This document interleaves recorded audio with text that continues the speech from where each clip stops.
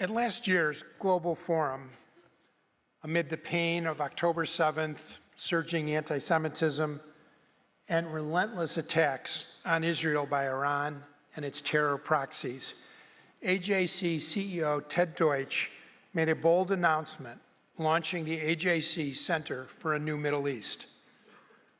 It represents a new approach to AJC's decades-long commitment to fostering a more peaceful and interconnected region. Ted's announcement reaffirmed AJC's unwavering commitment to a safe and secure Israel at peace with its Arab neighbors. We all know that the landscape has shifted dramatically since October 7th. Trust has eroded. Hope has faded.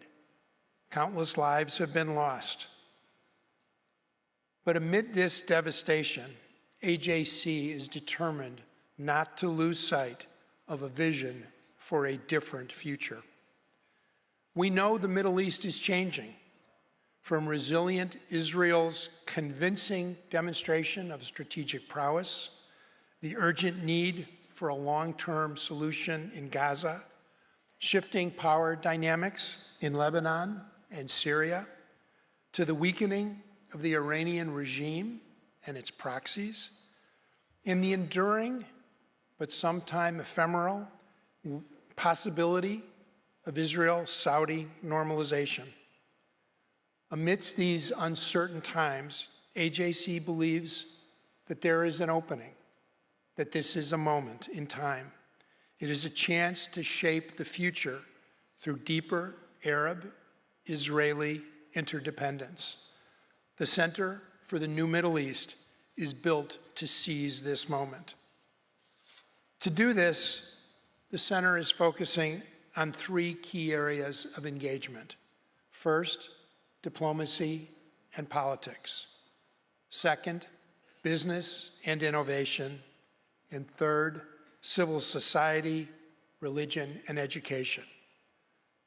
Backed by AJC's unique global architecture, premised on relationships of trust and impact gained through decades of regional engagement by professional staff and lay leaders, the Center for the New Middle East is uniquely positioned to convene, connect, and catalyze change. This fall, we will mark a major milestone, the 5th anniversary of the Abraham Accords. And despite the trials of the past year and a half, the values that are at the heart of these accords, cooperation, dialogue, peace, these are more urgent today than ever before. Our next three segments on the plenary stage will bring the Abraham Accords into sharper focus, highlighting how diplomacy, business, and civil society can continue advancing the cause of peace, even in these challenging times. We are honored to begin by welcoming Reem Ketait, Deputy Assistant Minister of Political Affairs at the Ministry of Foreign Affairs for the UAE, the United Arab Emirates. Deputy Assistant Minister Ketait represents a new generation of Emirati leaders committed to building a more innovative and interconnected region with us and with Israel. Following her remarks, we will hear a conversation on economic diplomacy, a key to advancing stability and opportunity in the Middle East, the least economically integrated region in the world. This panel will explore how business can seize this moment and drive new partnerships and sustainable peace. And we'll close by presenting AJC's Afar Lipstein Bridge Builder Award to a visionary Moroccan leader. Her work through a Moroccan civil society organization dedicated to promoting Muslim-Jewish understanding stands as a true testament to the powerful role that civil society plays in shaping a better future. It's my honor to welcome Reem Ketait to the AJC Global Forum stage.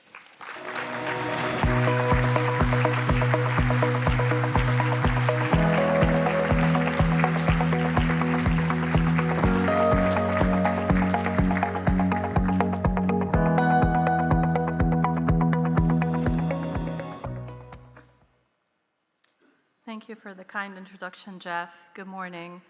It is an honor to address you today. Following the discussion of Nostra Aetate, I'd like to take this moment to recognize the contributions that His Holiness the late Pope Francis has made to our shared goal of advancing interfaith harmony and cooperation. The world has lost a remarkable leader and example. May his memory be a blessing. Colleagues, esteemed members of the AJC, thank you for the warm welcome and for the very thought-provoking discussions this morning. On behalf of His Highness Sheikh Abdullah bin Zayed Al Nahyan, the UAE's Deputy Prime Minister and Foreign Minister, allow me to begin by expressing our appreciation for the AJC's tireless efforts in fostering understanding, respect, and inclusion among diverse communities. Your presence in the UAE through your regional office in Abu Dhabi is a result of our long-term partnership. It reflects our shared values and commitment to building bridges between people and nations. I want to specifically thank AJC CEO Ted Deutsch, Abu Dhabi Office Director Ambassador Mark Sievers, along with Jason Isaacson and Benji Rogers, who helped lead these efforts. We gather at an important moment, one that invites us to reflect on the progress that has been made and to envision the better future we can create together. In the summer of 2025, we will mark the 5-year anniversary of the Abraham Accords, a landmark agreement with a promise to reshape the trajectory of our region. The UAE was proud to take this bold step towards peace, underlining our long-standing conviction that dialogue, collaboration, and mutual respect are the cornerstones of a Middle East that is both prosperous and harmonious. The Abraham Accords have unlocked great potential, not just for governments, but for the people of the UAE, Israel, and beyond. Trade between our nations flourished, with bilateral agreements opening new avenues for innovation, investment, and economic growth. And as we celebrate the progress of the past 5 years, we remain steadfast in our belief that peace must be inclusive and enduring. However, we cannot speak of peace without acknowledging the tragedies that have tested our collective humanity. The heinous attacks by Hamas on October 7 were a sobering reminder of the fragility of peace. The loss of innocent Israeli and Palestinian lives, the devastation and dire humanitarian crisis in Gaza, and the continuing hostage situation all weigh heavily on our hearts. The UAE immediately called for the release of the hostages following the attacks, and we used our seat on the UN Security Council in 2023 to lead the push for a ceasefire, for the delivery of humanitarian aid to the civilian population, and for a political solution. I personally dedicated the majority of last year to working with the United Nations Senior Humanitarian and Reconstruction Coordinator for Gaza, with a focus on facilitating the delivery of life-saving aid into Gaza. The UAE responded swiftly with action, providing humanitarian aid and advocating for the protection of civilians.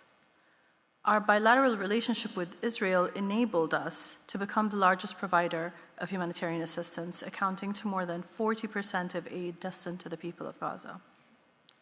Yet we're now back to a situation where life-saving aid cannot enter the Strip, and where reports point to early indicators of starvation among the civilian population in Gaza. There is an urgent need more than ever to ensure the rapid entry of humanitarian aid throughout the Strip at scale and to prioritize the safety of humanitarian relief personnel.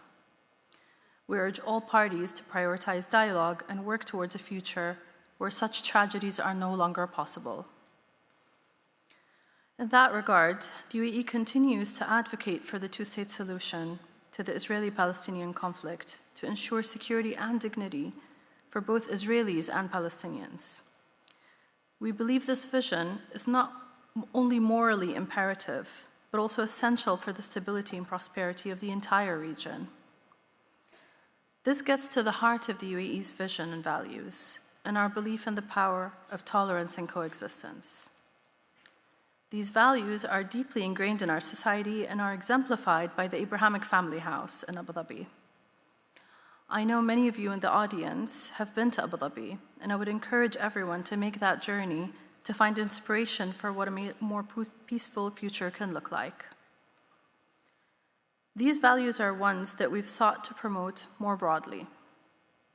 Indeed, tolerance was a central theme of the UAE's recent term on the Security Council. In February 2023, the UAE led the Council in adopting a presidential statement on the Middle East, which expressed deep concern about discrimination, intolerance, and hate speech, in particular cases motivated by Islamophobia, anti-Semitism, or Christianophobia. It was the first time the Security Council ever referred to anti-Semitism in an official product. Building on this, the UAE, along with the UK, led an effort for a Council resolution specifically focused on tolerance and its relationship with peace and security. We know the inextricable link between tolerance and coexistence and peace, and we work tirelessly in New York and in capitals to show the importance of addressing this critical issue and the value it can bring to the UN and the international community's response to conflict. We built support, and in June 2023, Resolution 2686 was unanimously adopted. This resolution recognizes the importance of mutual respect and interreligious dialogue, as well as the critical role that religious leaders play in sustaining peace. The resolution deplores all acts of violence on the basis of religion or belief, and is the first UN Security Council resolution to refer to anti-Semitism. Resolution 2686 serves as a platform for further work to strengthen tolerance and coexistence in our region and beyond.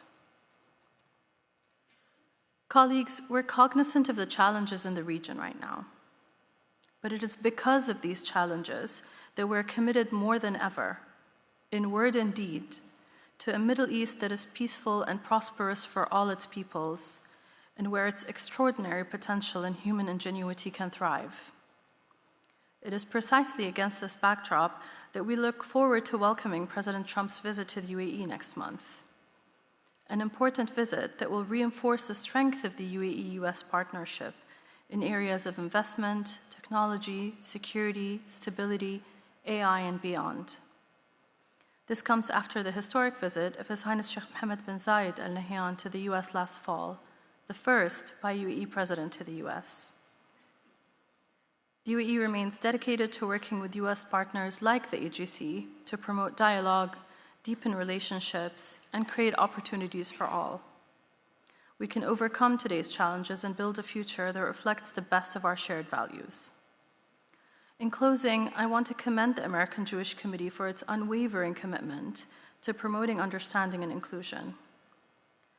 Your work has been instrumental in strengthening the bonds between nations and communities, and we are proud to count you as a partner in this journey. Thank you for your continued support, your commitment to dialogue, and your belief in the power of partnership. The UAE is proud to stand with you as we work toward a future of peace, prosperity, and shared humanity. Thank you.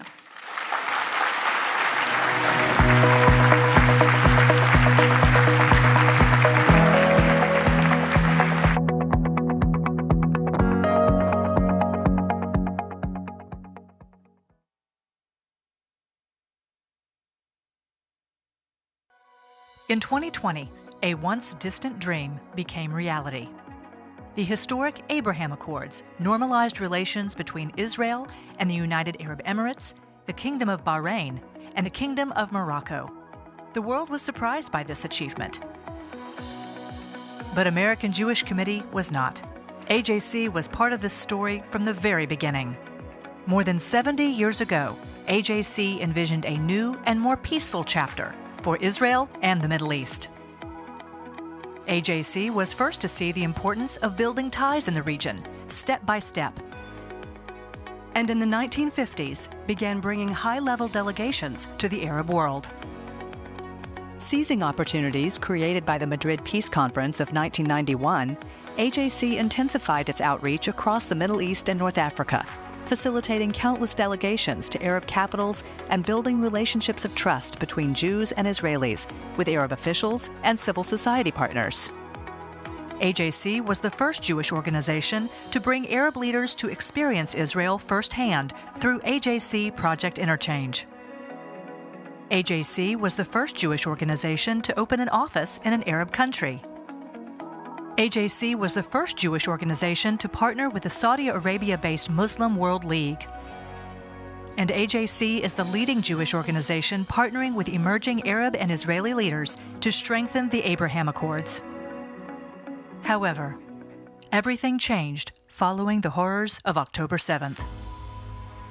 The challenges facing Israeli-Arab peace are greater than ever. Yet so are the opportunities. To meet this unprecedented moment, AJC established the Center for a New Middle East.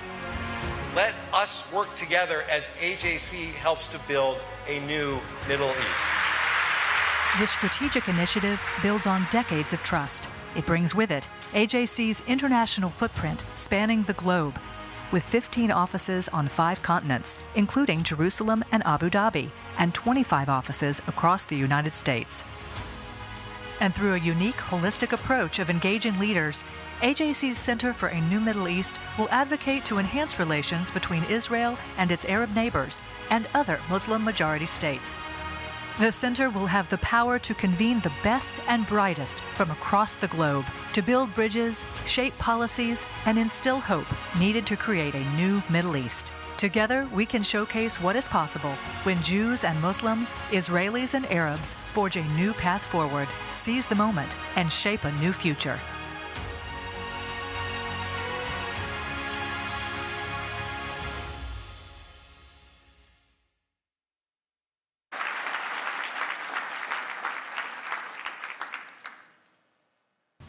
Please welcome our panelists, Anurag Varma, Jay Sadik, Tali Zinger, and our moderator, AJC's Jason Isaacson.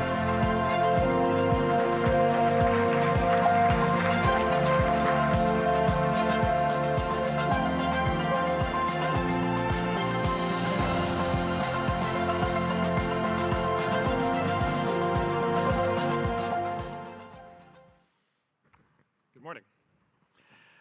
I'm pleased to be joined by Tali Zinger, who is the founding partner and managing director of Blue Laurel Advisors, with offices in Tel Aviv, Dubai, and Washington. Jay Sadik, founder and CEO of FortiGuard, an innovator in climate technology that's based in Abu Dhabi. In fact, I think you're in the same building that we're in Abu Dhabi. Just next office. It's a small coincidence. And Anurag Varma, senior vice president of Adani North America, part of the giant, tremendously successful Indian energy, infrastructure, and logistics conglomerate. Thank you all for being with us. So we're in the 5th year, as you were hearing, of the Abraham Accords. And although much of the media and popular attention since that White House signing ceremony in September 2020 has focused on the political and security aspects of Israel's new relationship with Arab states, the economic dimension of Israel's increasing integration in the Middle East has been of at least equal, if not greater, importance in laying the foundation for full Arab-Israeli peace.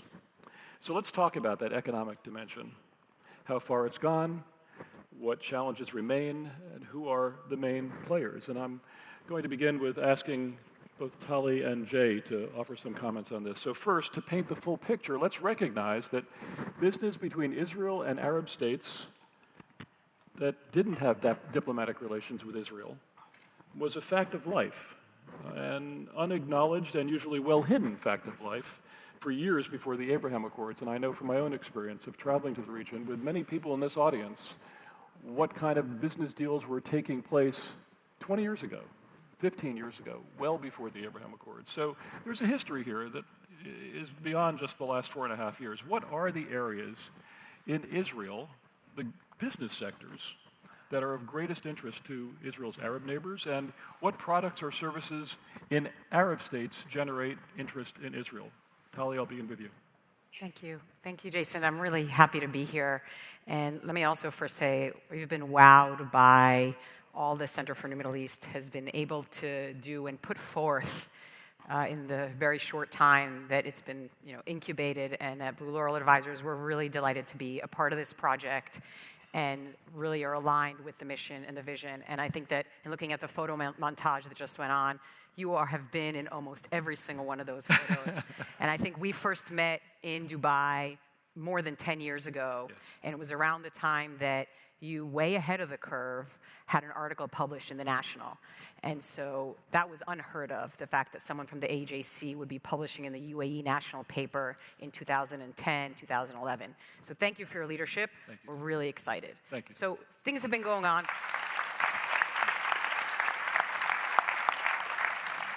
So yes, this work has been going on for years, although it was transformative when it could become above the radar. Sunshine does truly enable people to have real business deals. Certainly the removal of the boycott law in the UAE was transformative in that UAE business counterparts, which previously were at risk if they were actually engaging directly with Israelis, no longer would be at risk. So you ask in terms of key sectors. It's quite simple in the region, because the region is really driven by national agendas. And so I think it's no surprise that the appendix to the Abraham Accords was a direct parallel to the Abu Dhabi national vision. And it's the key areas of growth in the UAE and Saudi Arabia that are now really well aligned with Israeli strength, right? We're talking about the diversification efforts of the UAE and of Saudi Arabia. You know, Blue Laurel were quite focused on Saudi Arabia because of the real growth story underway there and created by the diversification efforts. But they're focused on water, energy, renewable energy, health, cybersecurity, tourism. This trend of growth in the GCC is a tremendous opportunity for Israeli companies. So it's no surprise when we look at the Israeli ecosystem. Let's start with cyber. Google made its largest acquisition of an Israeli cyber company, Wiz, just a month and a half ago. Israeli healthcare, Israeli health tech, healthcare providers, health innovators are very active around the world. 500,000 Israeli tourists have been to visit the UAE since the Abraham Accords. We're hoping soon that we'll see more tourism come in the other direction.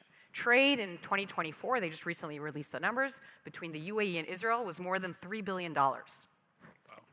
That was way beyond. It's about triple the estimates of what was before the Abraham Accords, but about 10 times what the actual trade that had been filed and regulated. So we see a real transformation, and there is now a complementarity. 10 years ago, when you were doing this work, 15 years ago, there wasn't as much complementarity between Israel and the startup innovation ecosystem and what was going on in the region. The region is really ready and ripe to have Israeli innovation be a part of its growth trajectory. And Jay, your firm is very much a part of that. Yeah, and I echo a lot of the stuff that she mentioned. I mean, at Hub 71, where 40 Guard started, which is also next office to AJC in Abu Dhabi, we host a lot of Israeli startups, but we host almost startups from 60 different nationalities, and there are more than 300 plus startups in the place. And you mentioned a lot of numbers historically. I want to go back historically as well. I think in the UAE, which is, we had a year of tolerance for a reason. We grew up with that. It's part of our, I think, in the UAE, the culture and the heritage. And this is what made it probably a lot simpler for us to establish common grounds when it comes to entrepreneurship and innovation with founders and startups from all across the globe. And I like that. I like innovation because innovation has no agenda other than bringing bright ideas together, and everyone likes and enjoys backing startups and backing founders who have their pain, sweat, and tears into building their ventures. And I think it's also very interesting to see how a lot of those startups, they come or they go, but they come into Abu Dhabi and now they grow into different markets. So for instance, like 40 Guard ourselves, we grew into the US market. Now we have partnerships with like NVIDIA and the likes. We work with a lot of Israeli partners developing our machine learning and AI technology. We have a lot of machine learning scientists, and we work with a lot of other data providers and so on and so forth to build that. And I think, again, I just want to unify the messages that we all come together with no agenda but only innovation and entrepreneurship, and that allows us to advance. And on that as well, I'd like to mention obviously AJC's Abu Dhabi office is doing a lot of work in that sense, and Ambassador Mark, I give him a lot of credit for the work that they've been doing tirelessly to bring founders, to bring businesses, to bring innovators and entrepreneurs together from all across the globe, to be honest, not only Israel and the UAE, but literally everywhere. And a testament to that is that we did the Business Collective visit to Cincinnati, and it was a huge success. We've seen founders from all across the globe, from the UAE, from Israel, from different other places, and we all came together to advance what we have in a common language and take it further. We were all somehow without any walls, no barriers. The conversation was open. There was a lot of excitement for the whole trip, and we all shared the same perspective and the same future that we both or all want to build together. And I like that, because we don't think about anything negative. When you look into the future, you always think about what is possible. And the possibilities to do this is there. And to conclude here, that's why I love the work of AJC's office, I mean everywhere, but especially in Abu Dhabi. Because they complement not only everyone's mission, not only their nation's missions, but I think they complement what this world wants. They want innovation, they want prosperity, and they want peace. Oh, Jay, thank you very much. That's so encouraging. I'm going to ask a question to all three of you. Short answers. I'm looking at the clock and I'm realizing we have a lot to say and we have very little time to say it. There has typically been far less intra-Arab trade, intra-Middle East trade than trade between the Middle East and Europe, between the Middle East and East and South Asia. Could trade and investment between Israel and its Arab neighbors, even the prospect of Israel someday serving as a Middle East investment and innovation hub, present a new paradigm for the region, greater regional economic integration? I could begin with you, Anurag. So, thank you. First of all, none of us were paid to say great things about AJC, but I will. It's been 25 years I've been personally affiliated with AJC. A lot of me here representing Indian industry, a lot of the foundation was laid through friendships that AJC facilitated between Israel, the US, and India, from the likes of Stan Bergman, yourself, and obviously the relentless Nissim Rubin over the last 20 years, furthering the friendships that have led to investments. I will say that when we look at, from Indian industry at the region, we really look at it as fertile ground, right? October 7th really interrupted what is a natural, right? There's so much room for job growth, industrial clusters, which comes with innovation, and also just long-term growth in interconnectivity. And it's a few steps that we have to get through, including this very difficult time, but we really see it as fertile ground. Excellent. Jay?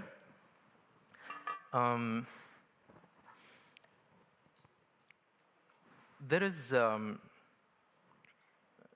lot of interconnectivity. I think I do want to mention this. A lot of business has been done just before the Abrahamic Accords happened. You've been part of a lot of those settings. You mentioned it, Tali. I think what happened is that now we strengthen those commitments and those connections just to do further with those things.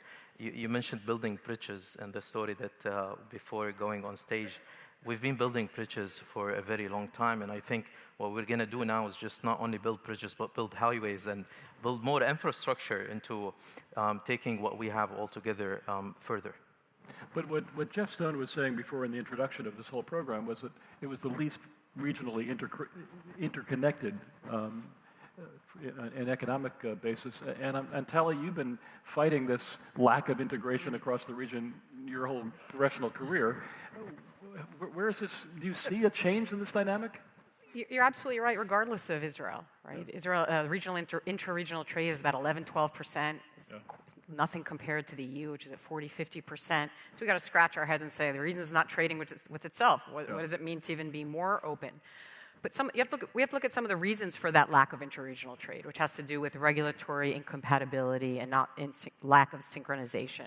It has to do with overlap in the GCC countries in particular in terms of their strengths. Okay. And so the transformation taking place in the GCC today, particularly Saudi, Bahrain, UAE, towards diversification is about diversification. And all of a sudden, there are actually complementarities, and there are likely to be more complementarities across the region and with Israel as well. And of course, layer on top of that, infrastructure, as Anurag has mentioned. So the time is interestingly ripe. I won't say that tomorrow we expect that the MENA region is going to be 50% integrated, but it is an opportunity to kind of go back to the bunting map view of the world, right? Where Jerusalem and the region can become the center of the world on its trade routes if the infrastructure is right, if the regulatory environment is right, and if we continue to identify where those complementarities are. And we actually have heard exactly that kind of language from, frankly, the Crown Prince of Saudi Arabia about the region again asserting its sort of centrality economically in so many ways, not just in energy, but in other ways as well. Jay, I want to come back to you. The aftermath of the horrific Hamas attack on Israel, October 7th, 2023, and the related attacks by Hezbollah and other terrorists that followed, a harsh and painful aftermath that turned Arab public opinion even more sharply against Israel, has made it challenging to advance ambitious business ventures. Large investments between Israeli and Arab companies in a public way. What has been the economic fallout that you've seen of the current situation, and do you see it turning a quarter? I think that what happened in October kept people wondering and questioning a lot, what is going to happen next? We were all in this moment of being lost with our thoughts, and we didn't know what was going on. You know, just like Her Excellency Reem was on stage speaking about how peace could be broken, and such attacks could really add a very difficult time into what we're building, and we've been building for a very long time. I think a lot of folks, and I give a lot of credit to AJC office as well, is that they, after navigating the beginning of the situation, they started to look into where is the opportunity for us to strengthen relationship and see who is committed, but really committed to advancing those relationships, because I think in the UAE and the leadership and everyone, not only entrepreneurs, not only for innovation, and not only for all trade and businesses that has been happening and scaling massively between the two countries, we spoke to the commitment that we are behind our agreements, right? And this is what has been happening. And again, I go back, this is culturally how we, everything started.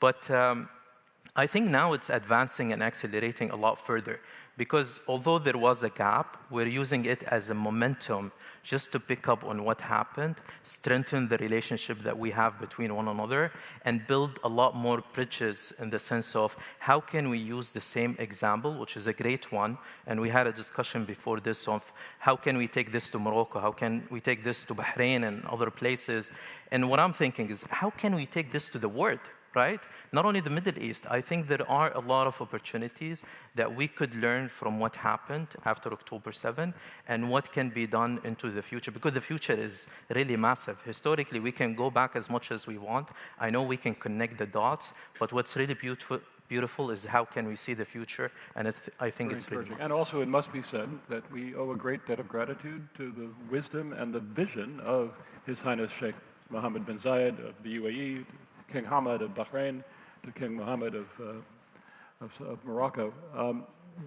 Those countries are consistently maintaining their Abraham Accords commitments, and they're moving forward, even if it's less popular these days and less public. But there is no question, there's no turning back. This was a strategic decision. They're moving forward, and that's really commendable. Let me finish with a question really to Anurag and to Tali. Let's talk about the India, Middle East, Europe Economic Corridor, IMEC, and what it could mean for the region. How does IMEC tie into the overall goal of expanding Arab-Israeli understanding and peace? Who are the key players? your country is, India is clearly a key player, and Adani Group is clearly a key player. What political steps have to be taken before the IMEC vision could be realized? So, what you should know, first of all, so when it comes to infrastructure investment, the way we look at it from business terms is you spend the first 5 years of capital expenditure and recouping it, right? And then you spend the next 45 years actually making money off of it. So this triggered us to buy the port in Haifa in 2021. And we really believe there's a connectivity between the fact that we have 14 ports across India, including in the western tip of India, our flagship port, Mundra. 30% of all goods coming in and out of India are from that port. From that western tip, we see an absolute path to Haifa and then beyond to Europe and elsewhere. And we see this as being a great investment. And so we still carry with us the hope for the Abraham Accords and for everyone to understand that you can have overland routes through Saudi Arabia where you create clusters of industrial clusters for energy and infrastructure, create jobs, innovation, going all the way to Haifa and then beyond. So that's the way we look at it. I will say the Indian Prime Minister was in Saudi Arabia 5 days ago, and it's probably the warmest the relationship has ever been. The Prime Minister of India was the first Indian Prime Minister to land in Jeddah. But the idea is that we believe that it's our friendships in the region that are relatively new and can be relatively impactful in kind of creating the interconnectivity between the region. And we do believe that infrastructure investment is the way to do it, and it'll really allow everyone in the region to prosper. Thank you, Anurag.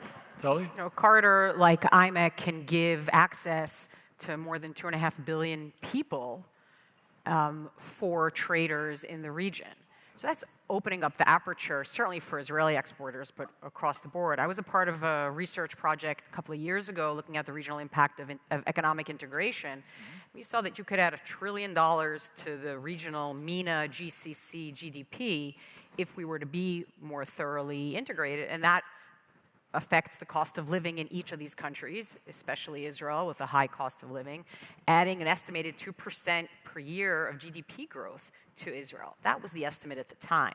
So when we start thinking about what does it mean to bring overland products that come from the east in through Haifa, serving the local markets along the way, that affects real people. Yeah, excellent. Tali, Jay, Anurag, thank you very much for this fascinating conversation. Thank you for having me. Thank you all.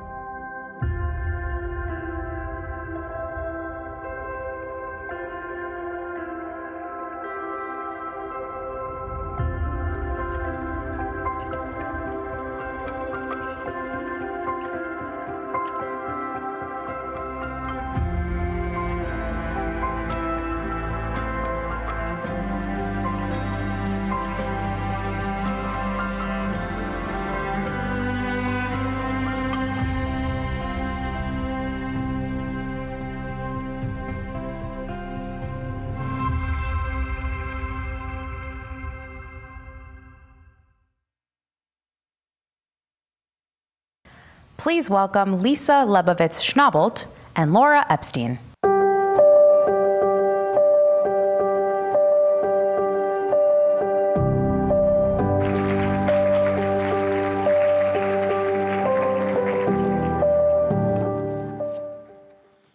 Good morning. In addition to being proud Access Global leaders, Lisa and I are also very proud members of the second cohort of the AJC Maimuna Michael Sachs Fellowship for Emerging Leaders. Named in memory of visionary AJC leader Michael Sachs, who believed that peace between Arabs and Israelis is not only possible, but necessary. The Sachs Fellowship strives to fulfill Michael's legacy by convening emerging leaders from Israel, Morocco, France, and the United States with the goal of supporting regional integration through business, civic engagement, and deep interpersonal connections. AJC's presence in Morocco can be traced back as early as the 1950s. In the ensuing decades, AJC has brought numerous delegations to Morocco and has worked closely with both leaders in government and civil society to deepen Muslim-Jewish relations in a country with a Jewish history dating back thousands of years. As you saw in the video, one organization that is seeking to preserve this rich Jewish history and culture is the Maimuna Association, our cherished partners since 2014. Following the signing of the joint declaration between the Kingdom of Morocco, the United States, and the State of Israel in December of 2020, it was only natural to formalize our partnership with the Maimuna Association through a signed memorandum of understanding aimed at advancing Muslim-Jewish relations for a new generation of emerging leaders. One of the key outcomes of this partnership was the launch of the Sachs Fellowship, which has brought together emerging leaders from the United States, Israel, France, and Morocco since 2022. Many members of our cohort are here today.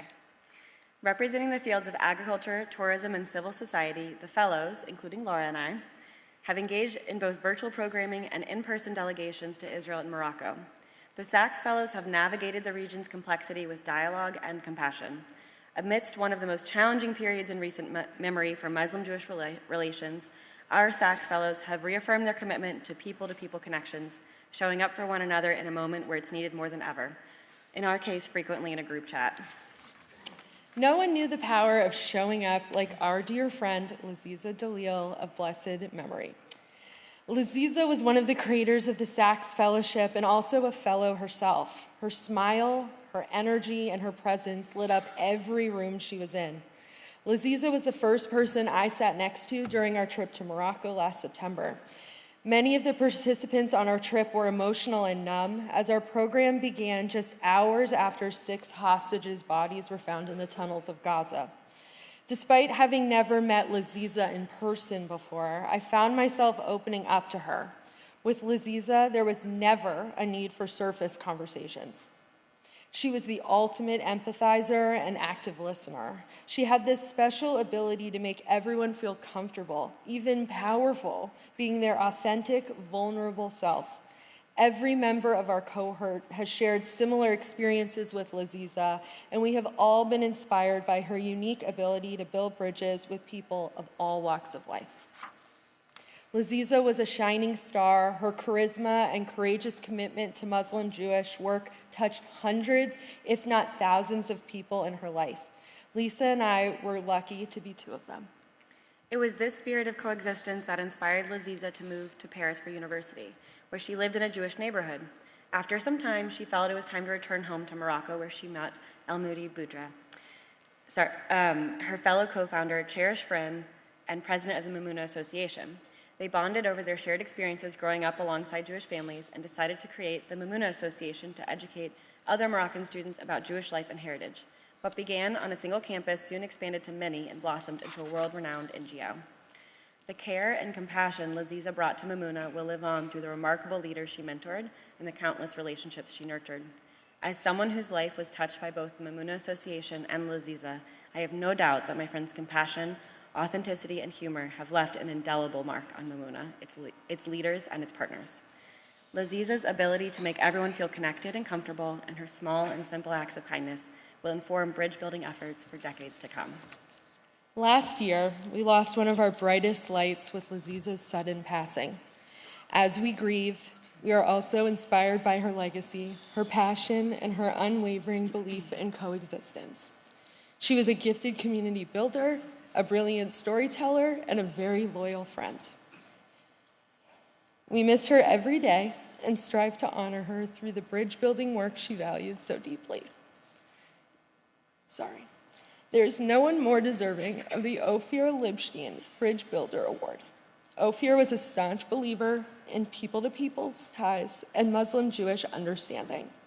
Tragically, he was killed on October 7th while defending his community in Kfar Aza. His legacy continues through this award, which we are very honored to present today to our dear friend Laziza posthumously.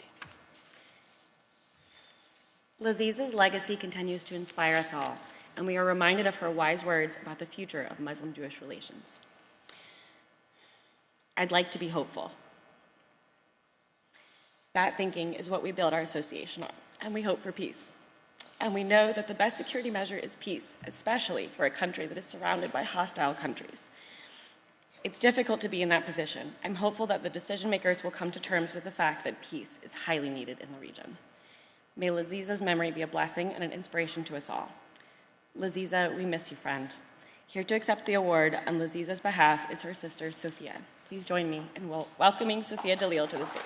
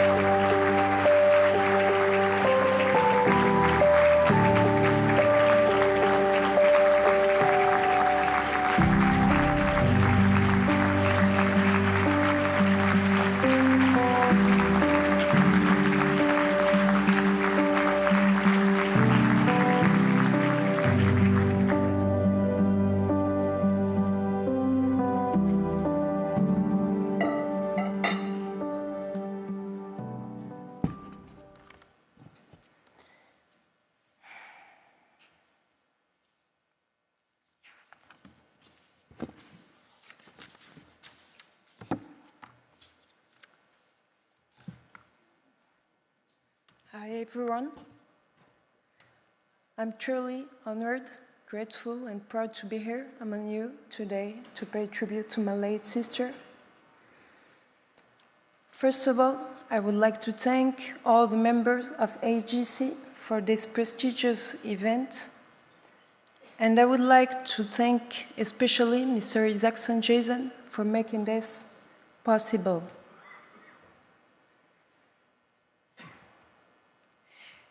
This is the first tribute that we have organized for my sister since her passing 7 months ago, and I'm deeply touched to witness this.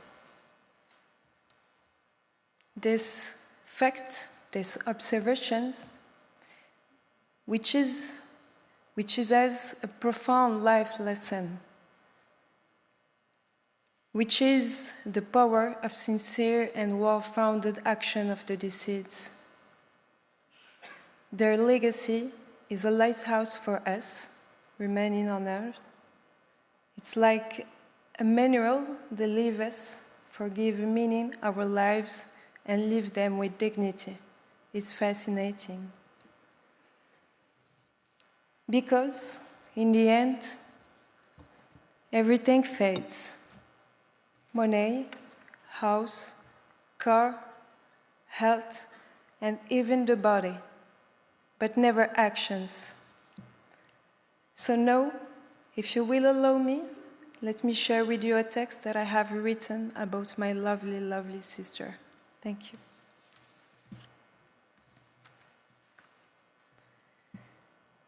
My sister was a discreet woman when it came to talking about her work with the family. To me, it seemed as if she led a double life. One where she was someone I could talk about fashion, friends, relationships, life in general, and our little personal secrets. And the other life was one where she inspired so many people professionally. She never talked or bragged about all the noble things she had accomplished. What an incredible embodiment of modesty and humility she was.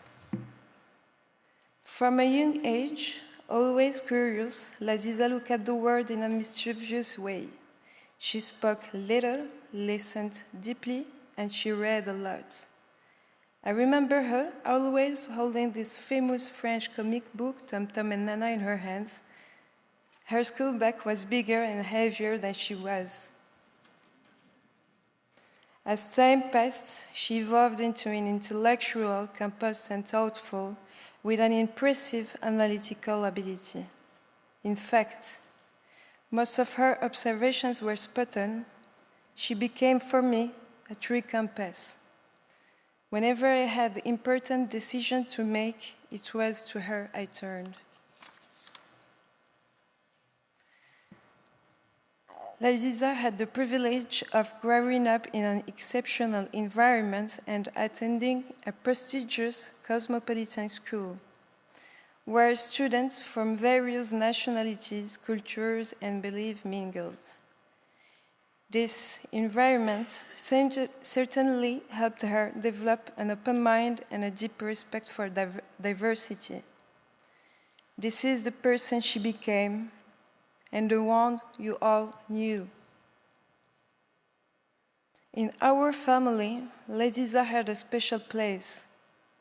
She was the princess, the one who loved refinement and class from an early age. Of course, she didn't do the dishes when we shared a meal.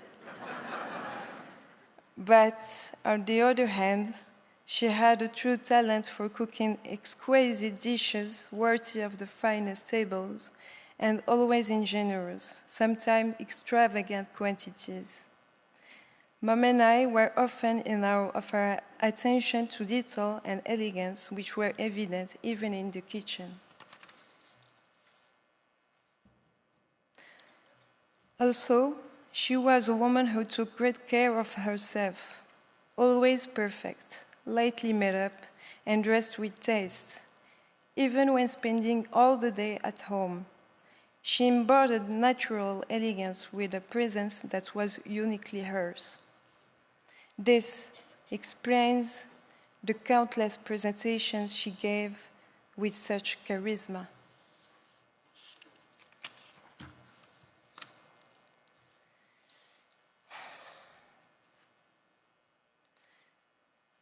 In truth, Laziza had been going through difficult times in recent years. She couldn't seem to get back on her feet despite many attempts to rise again, and it broke my heart to see her like that. I prayed quietly that things would get better for her, but clearly she's gone.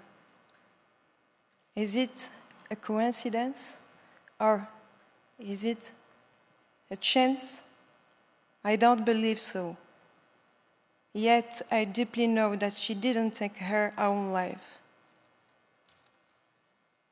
And now, I try to soothe, if only for a moment, the deep scar left by her departure by telling myself that she's no longer suffering, that she's resting now, and most of all, that she left with honor.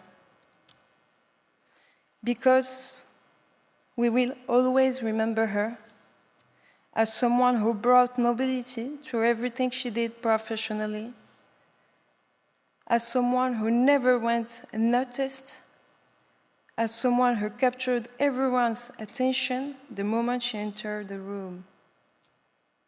In short, a true role model, a remarkable woman. Maybe it was her karma, a life lived with grace and rewarded with peace. Thank you.